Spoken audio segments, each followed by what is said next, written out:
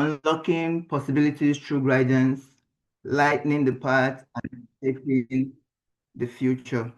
All right, so we have an amazing speaker today to deliver today's session for us. So moving on to our event schedule. All right, so first of all, for those connected to this call, please be aware of your environment. Ensure you're in a safe, quiet, and distraction-free space. Please, when joining the call, make sure your mics are mute and your cameras are turned on. Your camera should be turned off, only turned on when requested. Please keep your volume at a very safe level. And if you should join in the car, please ensure you're parked, no driving while connected to the call. Thank you very much. All right, so who are we? Mr. B's Educational Foundation is a registered non-governmental organization with Nigeria Corporate Affairs Commission, which was established based on 3 out of the 17 nations' sustainable development goals. Goal 1, poverty eradication. Then goal 4, good and quality education. And goal 17, partnership to achieve these goals. Our vision, empowering the next generation by propagating education, both formal and informal. Our mission, award of excellence to outstanding students and teachers in government-owned schools, vocational skills, training to members of the community, especially women and youth, then support towards career development through mentorship. Now, our story so far, ranging from 2019, our year of academic excellence, down to 2021, our year of collaboration, to 2023, our year of great and fruitful impact, and 2025, our year of mentorship and big vision. So we've achieved a lot over the years. 1,000 students were empowered with vocational skills and positively impacted that education is a priority. School book drive is one of our biggest slums in Lagos. We provided learning materials to over 40 students. About 78 students have been awarded for their academic excellence. We've collaborated with SPUI to encourage over 1,000 students on the importance of education and light up a child's education initiative. About 68 women have been empowered with skills that act as a source of livelihood. These and so much more have been achieved over the years. Moving on now to the topic of today's session, crafting a winning SOP, telling your story to secure opportunities. Like I said, we have an amazing speaker to deliver today's session, and I would be very honored to introduce our speaker properly. Mr. Abdulkabil Umiza Abdulmalik is an award-winning global scholar, researcher, and science communicator, currently pursuing his PhD in plant microbial ecology at Heinrich Hertz University, Germany. He obtained a first-class BSc in plant biology, graduating as the second best student in his university cohort, and an MSc with distinction, reflecting sustained academic excellence and multiple prestigious scholarships and awards. Beyond his research, Abdulkabil is passionate about mentorship, storytelling, and guiding young professionals towards global opportunities. As a former editor with the American Society of Plant Biology's Plante, he has mentored emerging scientists, shaped compelling research narratives, and created impactful content for international audiences. He has successfully navigated highly competitive academic pathways, securing fully funded international scholarships and fellowships, while contributing to global scientific conversations through publication and policy engagement. Over the past 4 years, he has guided 50 plus scholars to secure fully funded opportunities by helping them craft authentic, persuasive narratives that clearly communicate their strengths, achievements, and career goals. Abdulkabil is committed to empowering students and early career professionals with practical strategies to position themselves effectively, avoid common application pitfalls, and confidently tell their stories to unlock life-changing opportunities. So, with that being said, everyone, please join me to welcome our speaker, Mr. Abdulkabil Abdulmalik. It's a privilege to have you here, sir. The floor is yours. Yes, thank you very much.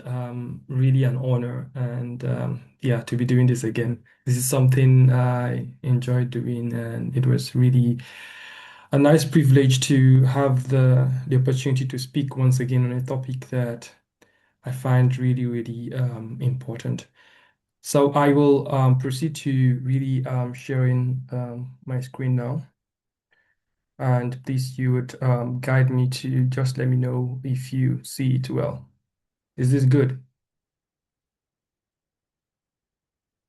Is this good? Okay, right, all right. So I thought I will hear someone. Yes, sir. Yes, sir. All right, great.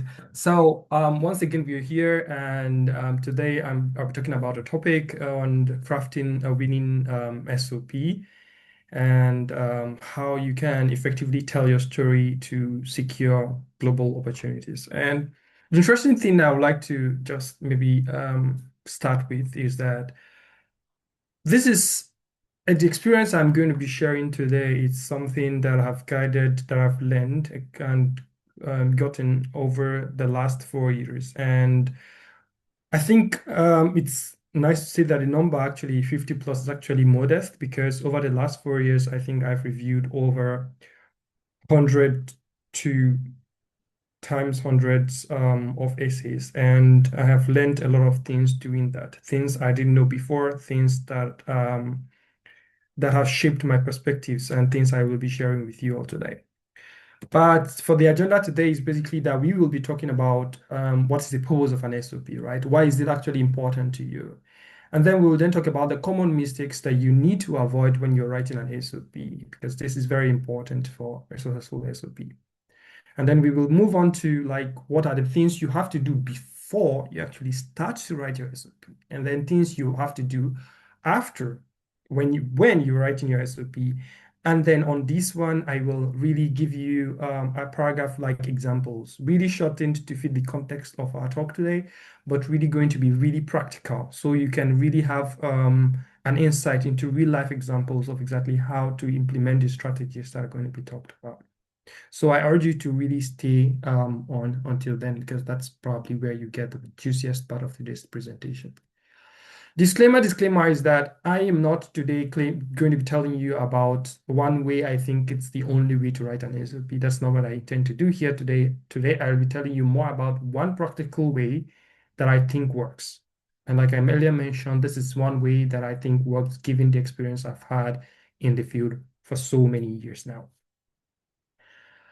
So firstly, what is an SOP, right? So, and why should it matter to you? So for me, I define an SOP as more like a personal pitch. It's kind of like your own way, sometimes your only way to really make your claim to a selection committee about why you are the best candidate for that opportunity. Now, I have to apologize ahead of time because I will be majorly referring to this in the context of like a fellowship or a scholarship. However, the practical strategies I'm suggesting is something that is quite applicable to an SOP-like essay that, such as the cover letter that you write if you're applying for job opportunities as well. And all these together, they represent that singular opportunity for you to pitch yourself onto why you should be selected above others, why you matter, and how all your experiences come as a whole to fit into the role you're applying for. So I also like kind of say it's kind of a document as well that answers specific questions about what are your interests, right? And why have you applied for that particular opportunity? And missed many, many more questions that we will try to reflect on today. But shortly after kind of giving you grounding with regard to what an SOP, what a statement of purpose, right, would be, it'd be nice to tell you, like, based on the experiences I've had, what are the common mistakes I have really found that a lot of applicants continue to make over and over again, and ultimately leading to really unsuccessful applications at most times. And the first thing typically is that people start too late, right? And basically, it's that, um, sorry, just a minute.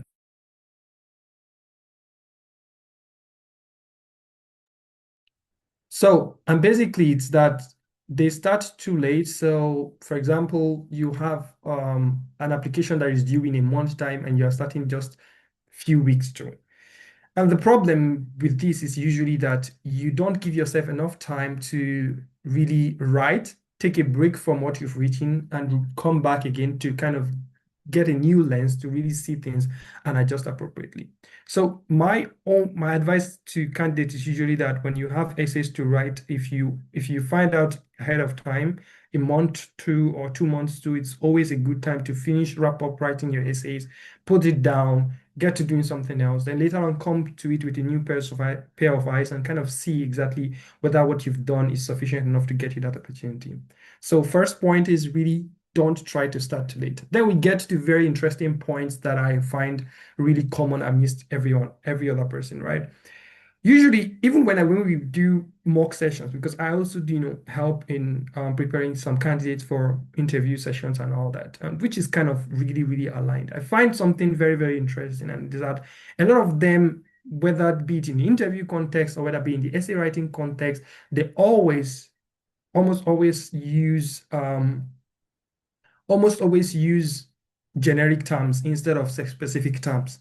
So, and this does not help your case because you want to be as specific as possible. You want to make your claim while being less like others, but and more being about yourself. And being about yourself in an SOP is what gives you an edge. You need to be about you. Why you? Why have you applied? At the center of every question you ask is you, you, you, you. So your SOP needs to reflect that.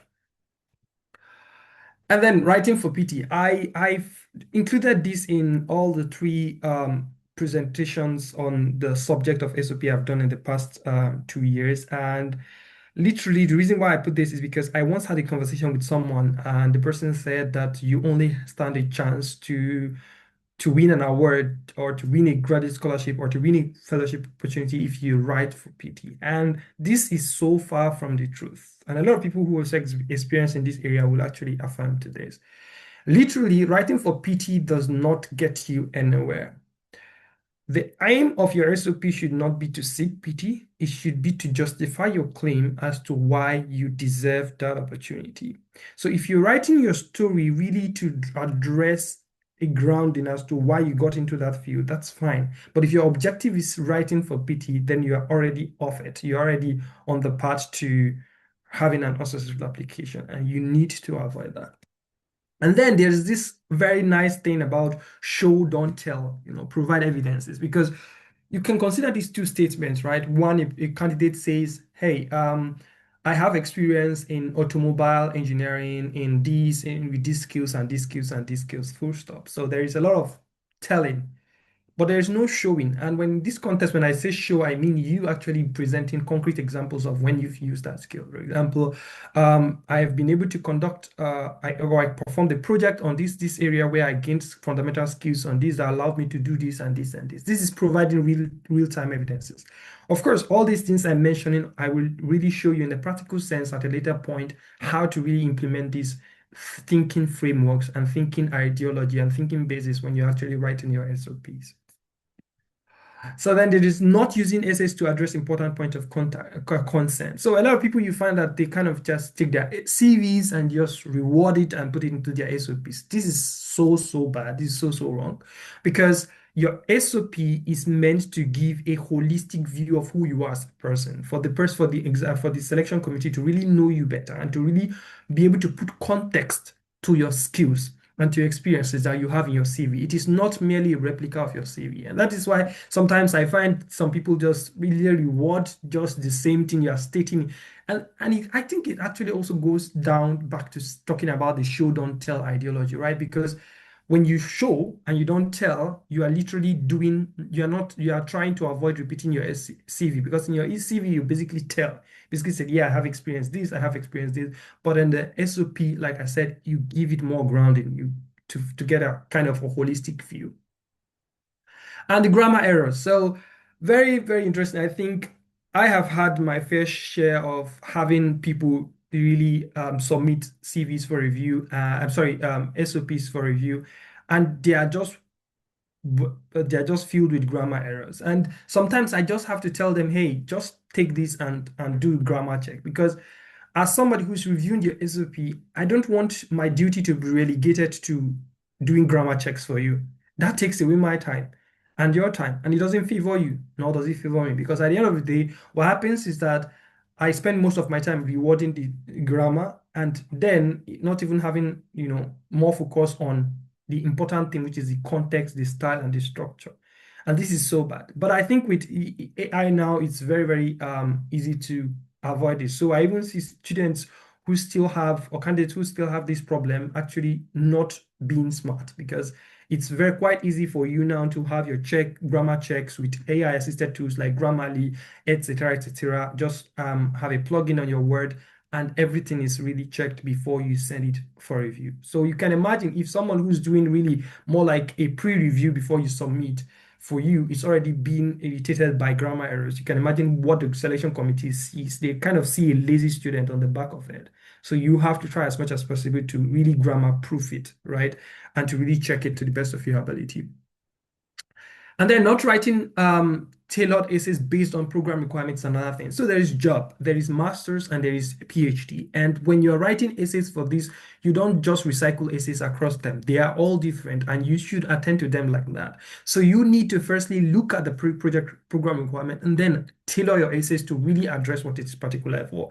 A PhD statement of purpose would be rich in research, but a job statement of purpose would not be about research entirely. And masters doesn't necessarily need to be research intensive as well or research heavy as well. So you need to know what is what and really distinguish between these factors. So you are not submitting a really non-PhD, non-research or no heavy kind of SOP for a PhD instead of doing your assignment and really making it rich in research heavy as well. And then this is also something that has to do with structure. And I say this, and a lot of people that have had, contact with me, either through reviewing their essays or even, helping them with their mock sessions, they've had me talk about structure because structure makes your work understandable. It makes it logical. It makes you be able to be heard, and there is less risk of miscommunication. And the one thing I usually advocate for is this STAR approach in explaining narrative. So if you want to say, for example, how you got a particular experience, it's always nice to use this STAR approach where you kind of talk about your situation, task, blah, blah, blah, action, and results, right? So for example, I want to, you want to explain how you once had an encountered failure. You say, blah, blah, there was this task we had to do, blah, blah. There was this situation that happened, blah, blah. This was what we had to do. And what did we do? And then what was the result? And this particularly ensures that you cover every aspect of telling that story. It's helping you tell story in the right way. So, and then there's logical flow, right? So I propose usually a paragraph approach to writing SOP, which I will share again more details into late in the next slides. It's typically that every paragraph ought to have a particular idea, a particular agenda, right? You need to have a structure behind every paragraph and an in behind every paragraph. However, but at the end of the day, you need to find a way to ensure that they flow. There is a connection because the individual paragraphs, they're not talking about different people. They are talking about the same person. So there should be a link, a flow, a connection between it. It's just like you write one paragraph here, write one paragraph here, and then you join it together. I've had my fair share of reading SOPs like this, where people kind of, you read the whole SOP and you're like, this doesn't even flow. This doesn't look like the person that wrote the last paragraph knows the person that wrote the first paragraph. It's like three different people even just come together and wrote different paragraph and didn't bother to check it at all. So this is one mistake you should definitely try to avoid. Then another one, unnecessarily long sentences. And I think that typically we are past the era where this should still be a problem, but unfortunately it still is. So, and just I think 2 months ago or so, I read an SOP that was entirely erroneous in this context, right?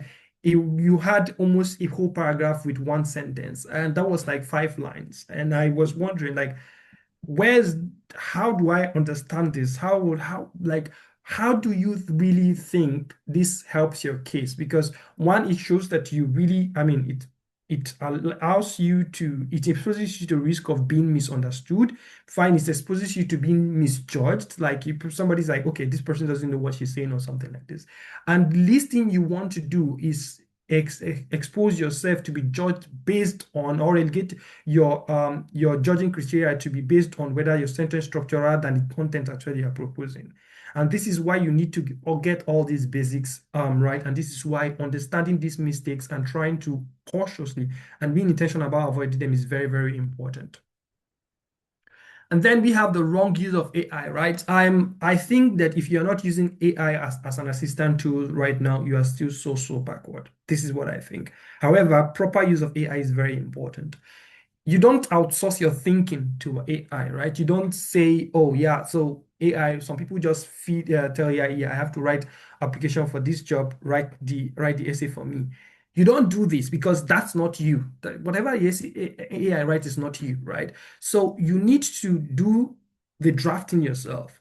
Write something down for yourself, draft it yourself, and then let AI help you polish the grammar, the style, and the structure.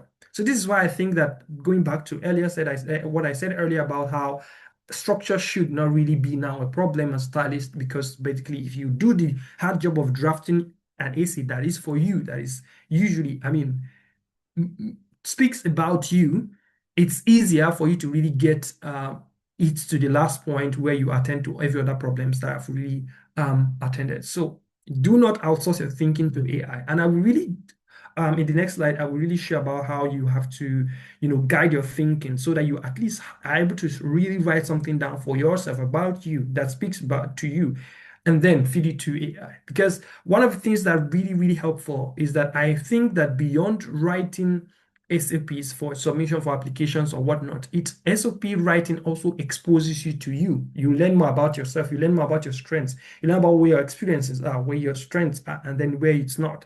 And you're able to really work with that knowledge effectively to enable your own growth as well.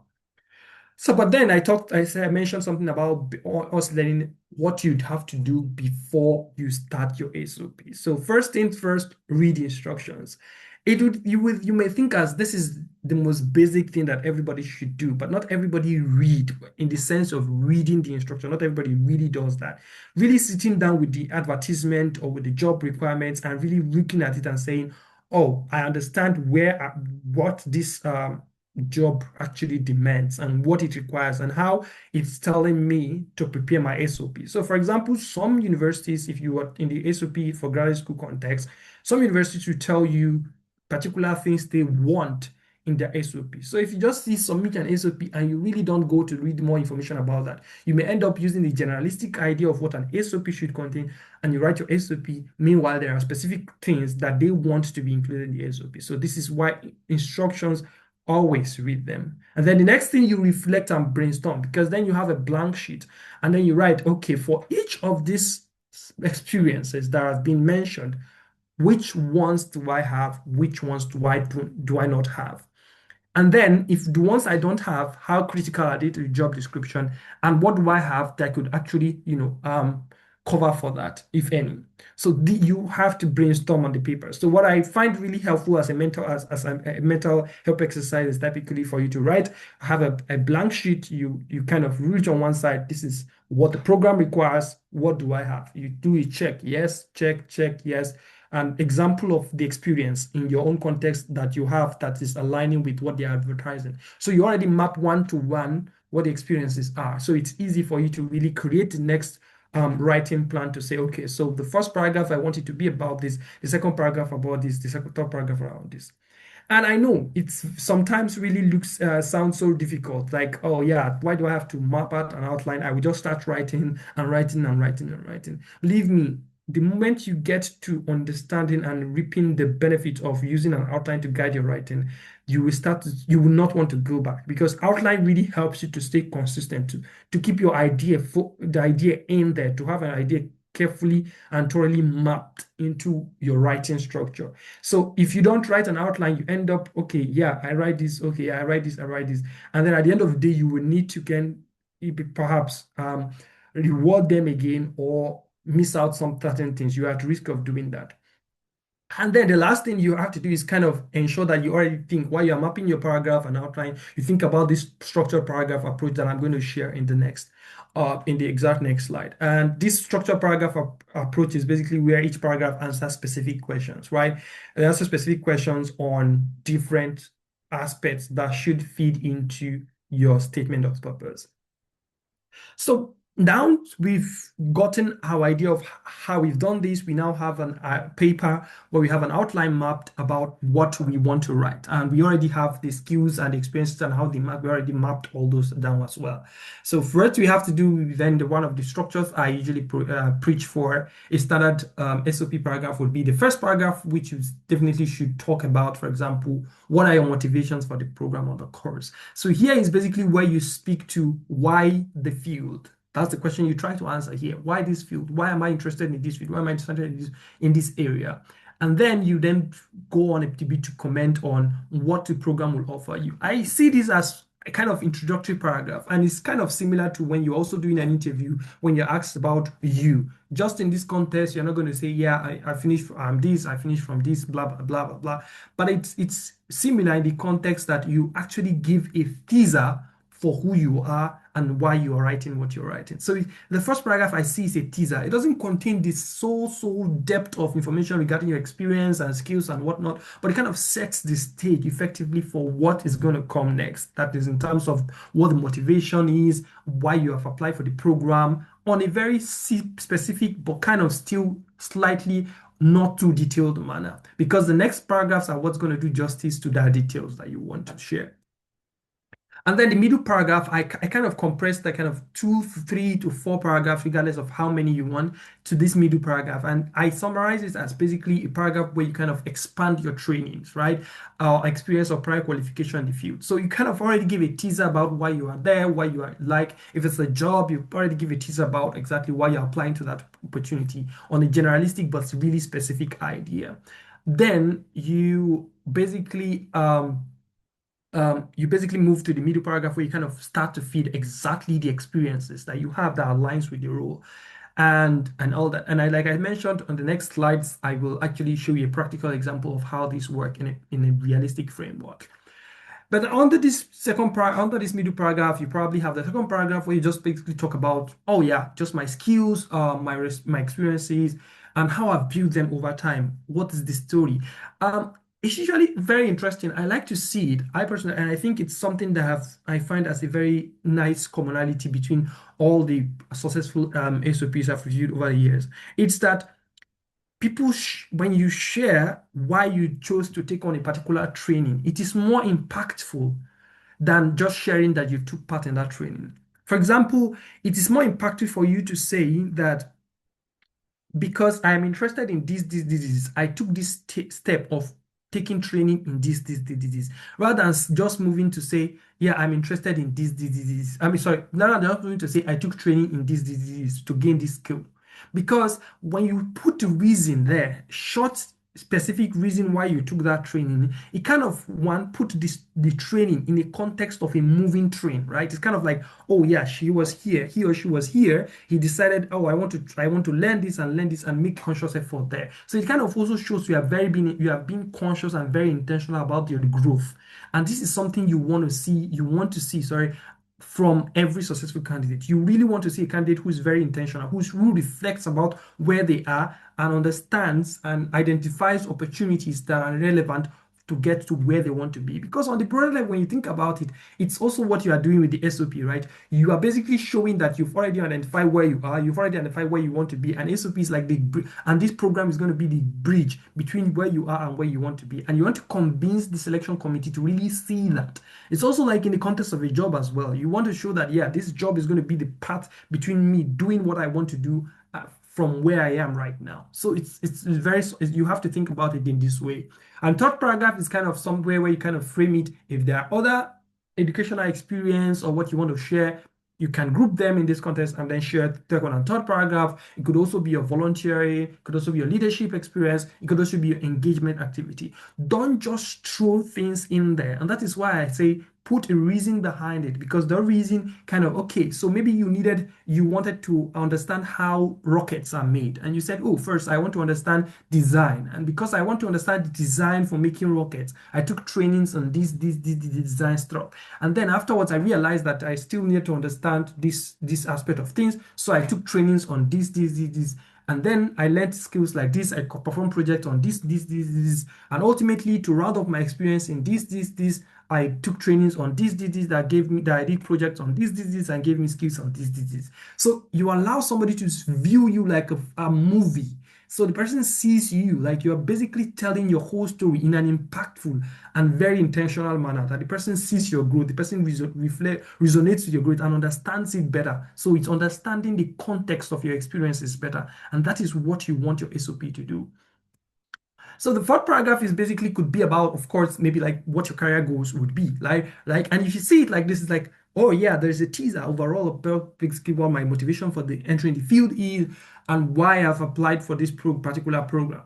And then there is the middle paragraph where I'm talking about my experience and I'm talking about the next steps, right? Where I want to be and how the program highlights it. And that's very interesting thing because people often confuse where to speak more and to where to speak less. So in the previous paragraphs where you share about your experience, you basically show, oh, I went to do this because I want to understand this and I understood this and I got the skills in this, which is relevant to the program, which is relevant to the program's focus on blah, blah, blah, full stop. You're not really expanding on that alignment yet, but you are highlighting this in a specific term, which I will show you an example in the next slides, but you are not really expanding so much on it. And the fourth paragraph is a place where you actually expand on it and show, yeah, I know that there's this point where I am now, I have these social skills, and I am advancing myself to my final destination, which are my short-term goals and my long-term goals. And this is basically how the program will prepare me for it, how this job will enable me to move towards that path, to take one step forward. And that is very, very important. They want to see you want to make a claim to how prepared you are and how relevant and timely that project is for you. So it's not just about the relevance of that project for you in your career path, it's about how timely it's going to be for you because you are ready, prepared to take that step. And the only thing between you and taking that step is the program accepting you in or the job or you being offered the job. This is something you have to keep at the back of your mind when you're writing the SOP. But the last paragraph kind of give an overall kind of conclusion. And so I've heard and talked with colleagues and talked with people on the admissions selection teams.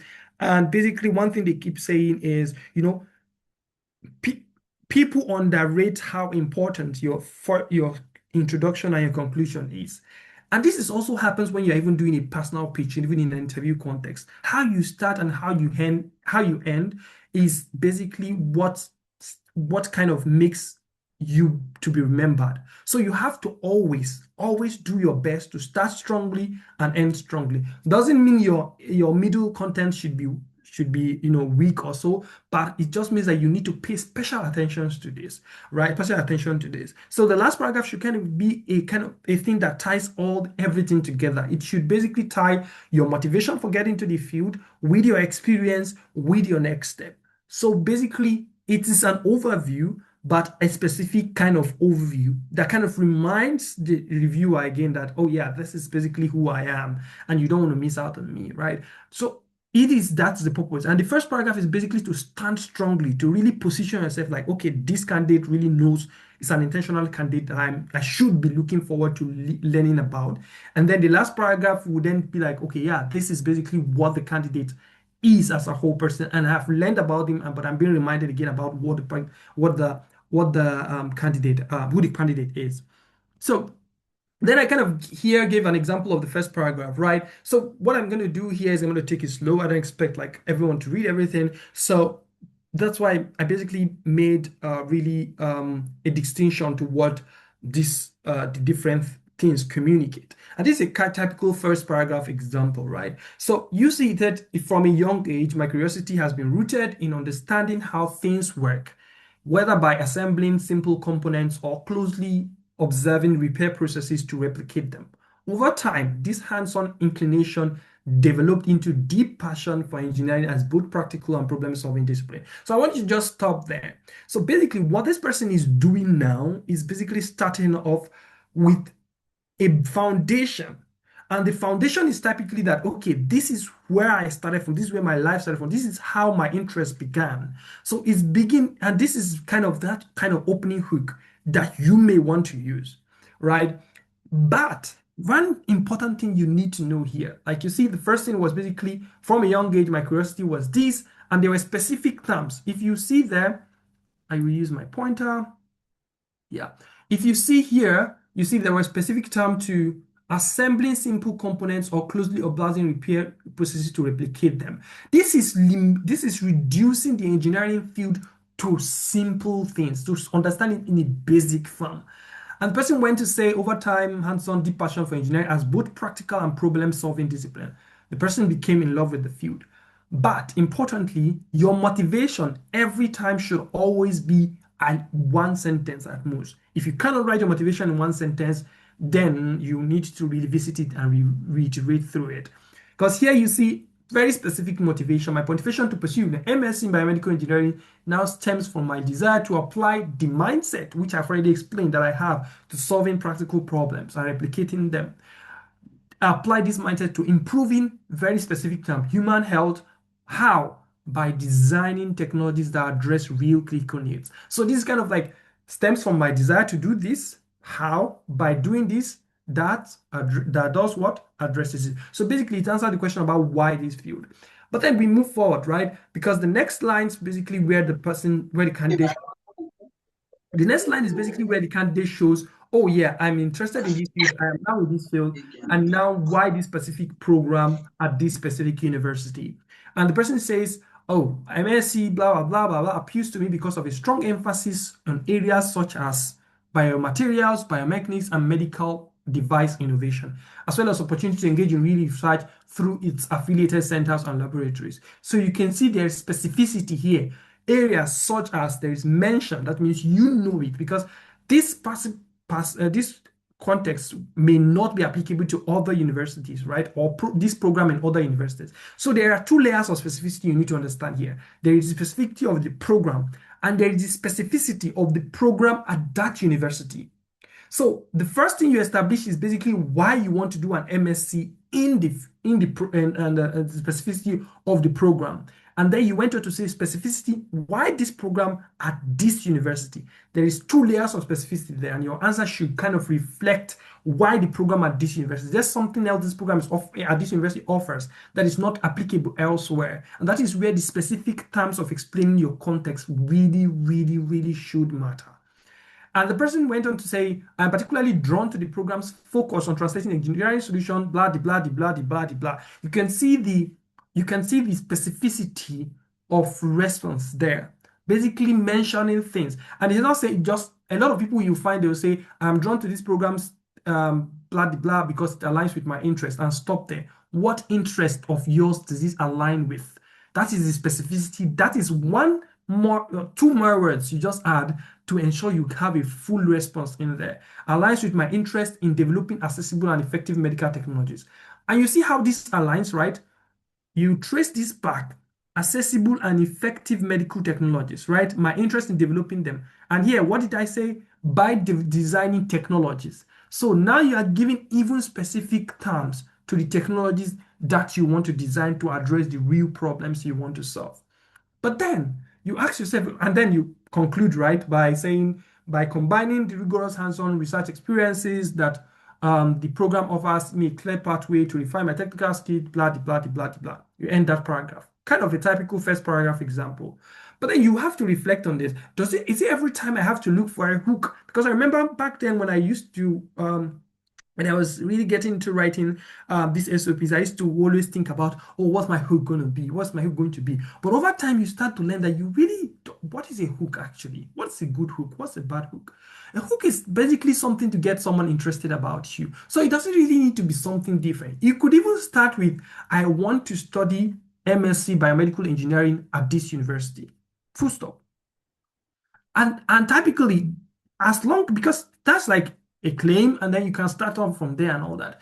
It doesn't really mean it has to be a distinctive line that has to be there, everything. Anything can serve as your hook. Your motivation can be your hook. It just depends on basically how you set it in play. And that is why I basically move to the next example of that same first paragraph kind of structure. And here, the person basically, there is no hook here, right? What the person basically used as the same motivation as the hook as well, because the person says, my motivation to pursue an MSc in biomedical engineering emerged during my undergraduate course, particularly in a class where I was introduced to applying engineering principles to analyze human physiological problems. Now, very interesting, because this paragraph does two things. One, it tells us, one, that your motivation doesn't need to start from when you were small. A lot of people have this misconception. Every time they want to have to look at, oh, what happened to me when I was small that really got me started on. Your motivation doesn't have to start from there. It just has to be that whatever your motivation, whatever your interest was piqued, has to be something that is that is that can be substantiated, that is reasonable. It's not basically that it's just weak. Your motivation should not and should never be weak, right? And basically, this person basically said, yeah, I started because I was in a class and then I was introduced to engineering principles in human physiological systems. And you see what the person did? Engineering principles, human physiological system. And that is exactly what goes to the core of biomedical engineering. So the person has established this, okay, this was basically where, and he stated the class, right? And then works on, say, working on a project that involved modeling biological responses showed me how engineering tools can directly contribute to solving medical problems, solidifying my interest in the field. And the person went on to do the same thing that we explained earlier about why this particular specific program at this university. Same thing that I already explained, and will not go in further details there. But then there is the middle paragraph. Middle paragraph, kind of a paragraph like where you give, like I mentioned, the experience, right? The skills and how it fits into the program. And I like this paragraph here because it kind of shows you what a typical paragraph in our statement of purpose should look like. And this is also interestingly how your responses for interview should also be shaped. So because both of them end up giving more and more context to who you are as a person. So every response should have like a topical sentence, a specific detailed description of your experiences, and then a concluding link to the program. That is basically, oh, these experiences match with this, that align with this aspect of the program, right? So you see the topical sentence here is, my academic engineer training in mechanical engineering has equipped me with strong analytical foundation, which I have applied into biomedical context through targeted projects and practical experience. This is kind of a general theme. And then you went on to say, in my final year project, I developed blah, blah, blah, using blah, blah, where I designed blah, blah, blah, and implemented blah, blah, blah, and blah, blah, blah. The important thing for you to see here is that there are specific terms being mentioned. I developed a non-invasive this using this signal where I designed this, implemented this, and built this. So ultimately, you've mentioned all the things you did in very specific terms. Then you proceeded to say, additionally, doing a laboratory-based course in biomechanics, very specific. I conducted a detailed analysis of gate patterns using motion capture data, applying Python to process and visualize joint kinematics. There, very specific. I also completed an internship at this where I assisted in prototyping this improving grip mechanics and material efficiency. This person already have the very different context to which you've experienced different skills relevant to the job or relevant to the position you've applied for. And then you did a concluding paragraph. This has given me hands-on experience of biomedical data analysis, blah, blah, blah, blah, blah. You mentioned specific experience you now have, preparing me to contribute meaningfully to advanced study and research in biomedical engineering. So very specific use of specific terms, really particular to the field.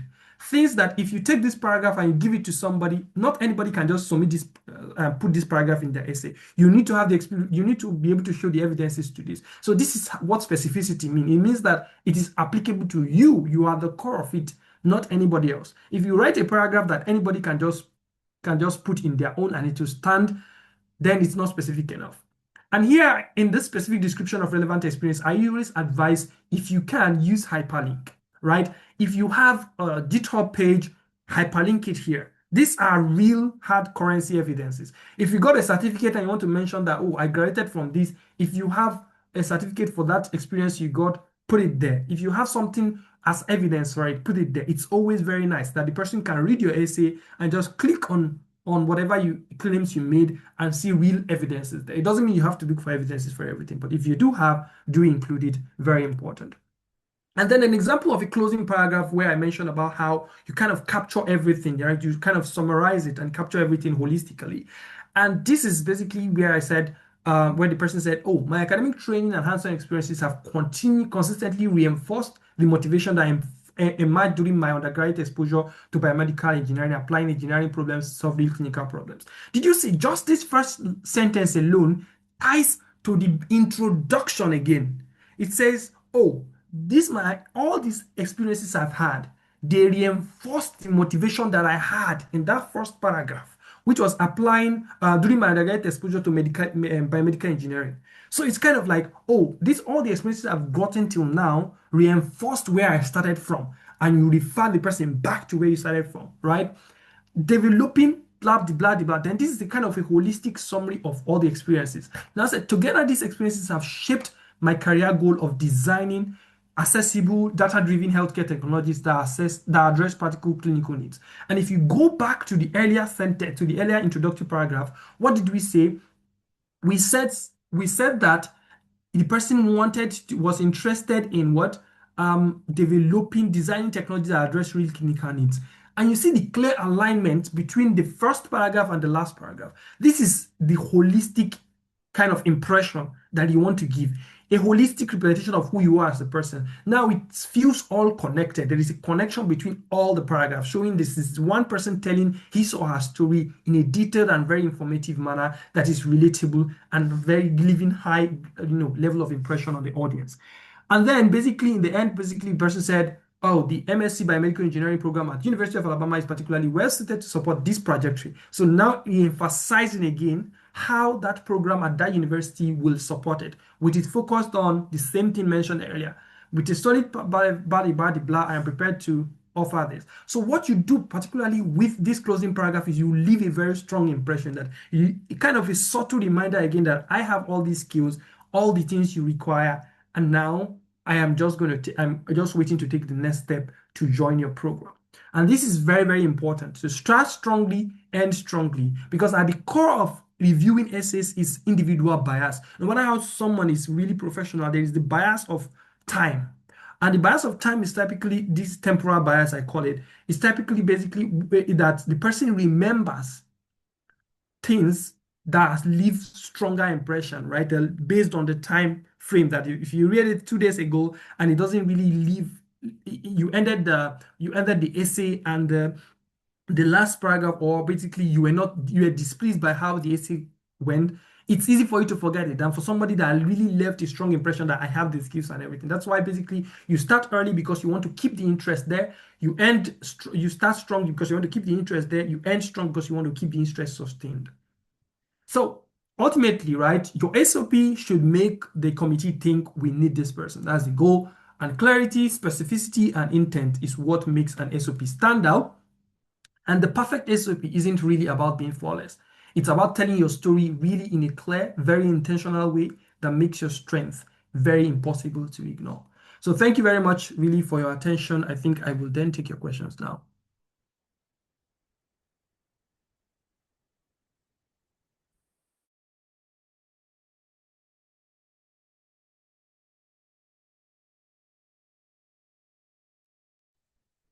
Thank you very much, sir. Thank you very much for this wonderful session. We are very, very happy to have you in our midst. It was a very impactful session, I must say. Thank you so much for your time. All right, so we'll be opening the floor now to any questions.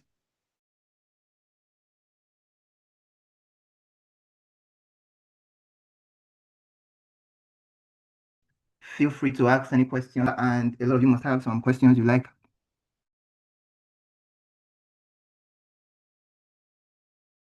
to be addressed. Questions rolling.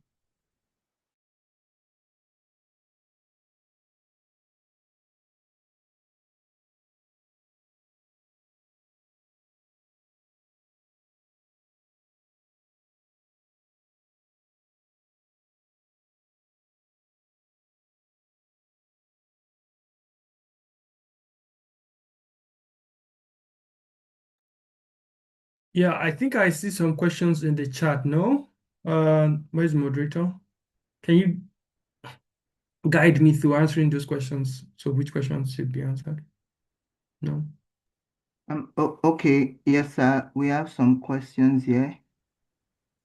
Okay, someone said, how long should an, okay, my question is this type of SOP also applied to the non-STEM applicants? Okay, quick one. Yes. So the when I what I teach, I don't explain and teach you to keep the contents. I teach the idea behind a winning SOP. And I hope really that you get it, that the core of each SOP, that's why I summarize it at the end, is basically you being intentional, you having a very good structure, and you've been able to capture yourself better in it. So is it applicable? For sure it is. Basically, the structure and the way you present your thoughts all are applicable. And if you take anything out of this session, it is that the structures should be intentional, logical, and well planned. And that is applicable across all fields, not STEM limited.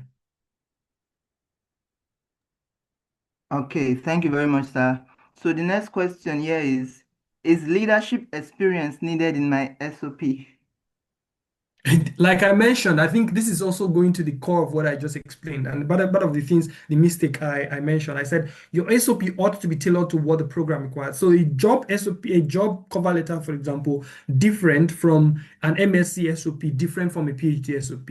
So if you're writing a PhD SOP, right, I would if I would advise if you have more research experiences, you infuse that in more and more, even if it's not a PhD SOP, if it's a research intensive MSc SOP, infuse more of your research experiences than your leadership experiences. However, if you have included that and there is an opportunity to still pick your leadership experience, please do. So the point I'm trying to make here is there is a hierarchy that you should prioritize. If you have a one page, I think there is somebody who also asked how long SOP ought to be.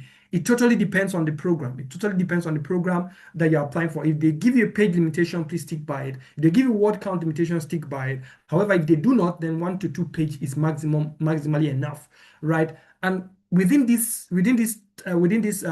space that you have, you should try as much as possible to see how much relevant stuff you can fit in. So if you are applying for a research intensive program, don't say, oh yeah, because I want to fit my leadership experience in, I'm going to kick one of my research experiences out. You are misprioritizing. That is wrong, right? Firstly, fit your research experiences in. If there is opportunity to fit your leadership experience, please do, because it further gives you context to what exactly and who you are exactly and exactly things that should be known about you. So yeah, that's how I will answer that.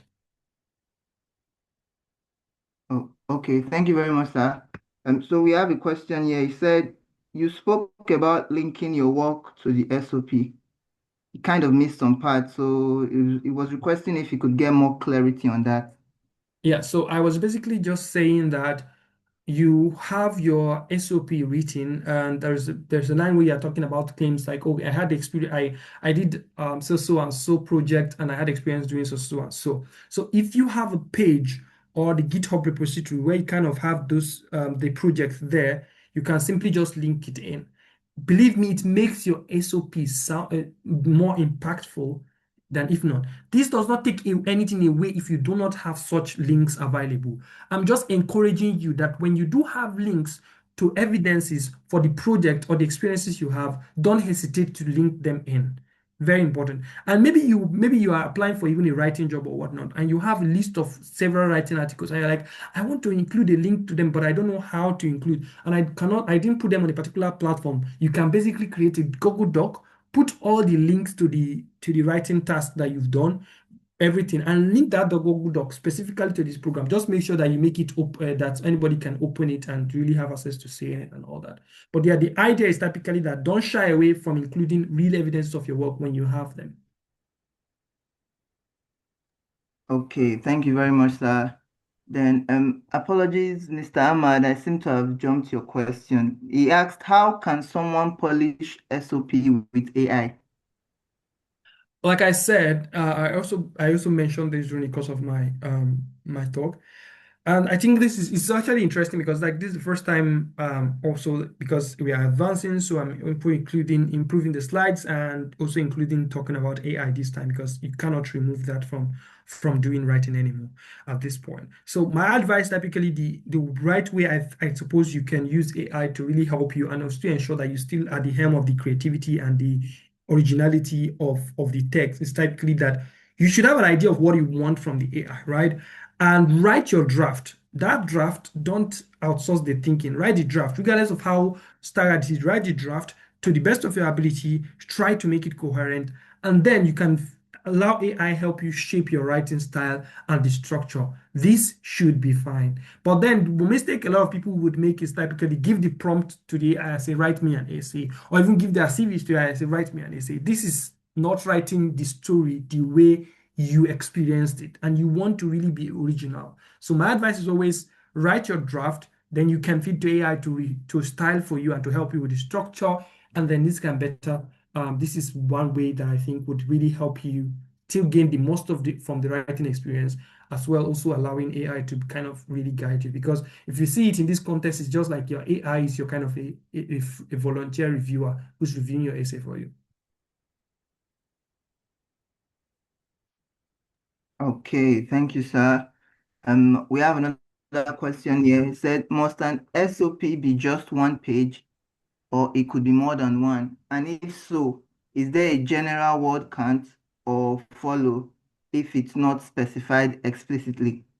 Yeah, I think this was basically what I actually answered earlier, to be honest, because I said you always read the instruction from the program, and whatever the program states, number one priority is stick to it. If the program does not state anything, always stick to 1 to 1.5 page, I would say. Even 2 page, I think is too much. So 1 and 1.5 page is always fine. Word count, I don't have it to top of my head because the truth is, regardless of the way, based on the way you do your alignment and whatever, the word count in a page can very, very much differ. So my advice is when no instruction is given regarding regarding the limits, stick to 1 to 1.1, 1.5 page. Okay, thank you, sir. Another question says, sir, if I study the course and I'm trying to deviate and study a related MSc program due to my work experience, how do I link it to my SOP to stand out? Very simple. So I have a friend who recently had his so he recently got a fully funded master's scholarship to a master's in creative writing course in in the US. So and he did crop protection for his bachelor's program. But how he was able to convince the selection committee to give him fully funded offer for a master's in creative writing is because he spent the last 5 to 6/7 years of his life building himself in the writing space. He won several awards as a writer. He already has footprints, solid footprints and evidences of growth in the area and commitment and contribution to the area. So he literally was able to say, hey, this is present his claim and say, hey, I've done so and so and so. So this is why I'm applying to this. Same, I would say for you. If you want to move into another field, you should, on a fully funded offer for, or you're applying for a program that you want a shot at, you should be able to show why, how you've prepared yourself to how you meet the requirements for that program and why you should be selected. It's upon you to really make your claim solid. Your problem is the issue would then be rather if you want to pivot into a field that you literally have no prior experience in. It's hard to make a claim as to why you deserve that spot over people who have built their career in that space. So this is the point where, like, I'm going back to what you should do before writing an SOP, where you actually reflect on what you have, what your experiences are, and you try to map to see how relevant they are to the program you're applying to, and whether you stand a chance at all. Because this is the point that you actually get exposed to what your profile demands. And if there are certain things that limits you, and you still have an opportunity to take courses to kind of cover for that, I advise you do that and then shoot your shot again. All right, thank you, sir. So I think the last question for the day, he said, what is the difference between SOP and personal statement? Very interesting question. And I like because in some instances, it's difficult to separate them. But generally, on a generalistic level, I will tell you, personal statement speaks more about what has shaped your journey mostly. Statement of purpose shape more about why you are here, but also what you plan to do and how the program is relevant to it. So a personal statement speaks more about exactly what are the circumstances and the cases and the scenarios that actually brought you to this point, what shaped your career journey, entirely focusing on the past more than the future. But statement of purpose is speaking more about less about that past, but more about exactly how that's where you are right now and what your desire is and how that program that you're applying to fits in. So this is it's kind of really, really like this, but kind of also having a very distinctive point. But at the helm of it is that you need to check that sometimes some schools use these words interchangeably, or they use the word to mean the same thing. So, for example, if you apply to Cornell, you probably have demands to write a personal statement and a statement of purpose, entirely two different things, exactly based on the definition I've given earlier. But in some places, for example, maybe University of Georgia, you're asked to write a personal statement, and the description of what should be in a personal statement is actually what you know to be in an SOP. And that is why I made sure to note earlier that you need to stick to what instructions you've been given. So stick to the instruction the program gives you and work with it. In case there is no strict instruction coming from the program, they just should write his personal statement or statement proposed, then stick to general idea of what it is, which is what I've earlier explained. So your personal statement talks more about what has shaped your career journey till now. Of course, still including a bit more of what your plans would be, while it's more about the difference in the focus, right? While the statement proposed is more about more forward thinking. Why are you here? Why are you here? Because you want to say, to explain why you are here, you want to briefly comment on where you have been, right? And then what do you want to do? So there's more forward thinking focus in a statement of purpose and more kind of reflection focus in a personal statement.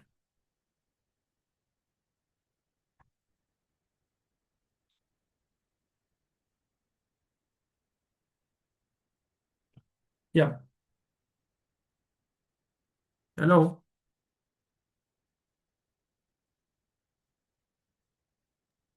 Yeah, okay. All right. Can you hear me? Yes, I can hear you. So thank you very much, Chris.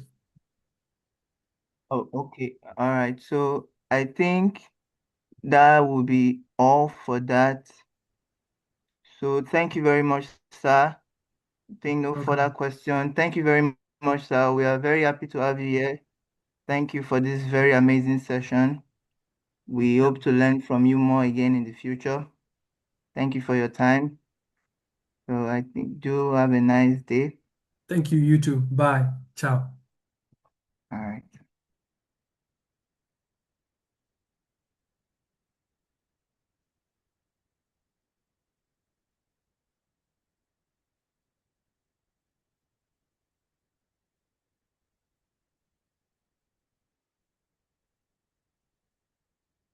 All right. Can you hear me?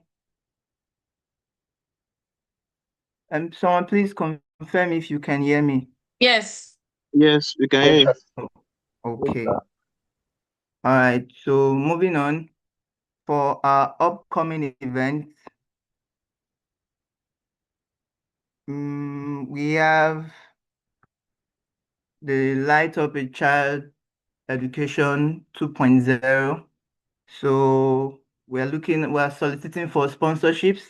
So do well to be able to sponsor in any category you are able to help out with. You can share, take a screenshot, share out to as many persons as you feel will be very interested in being a part of this program. Then you can also ask for a like overall copy of the flyers and all that. So for proper publicity and aid in any way possible. All right. So I think moving forward,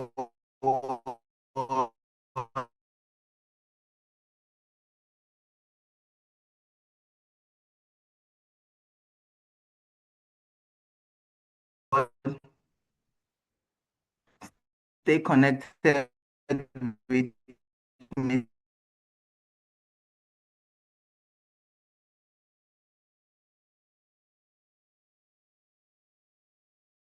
Please, mrbeastfoundation.org, you missed out on his our slide. info email, our Instagram at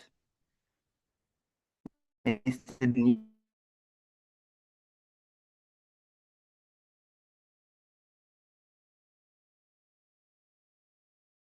YouTube. Okay. Oh, okay. Sorry.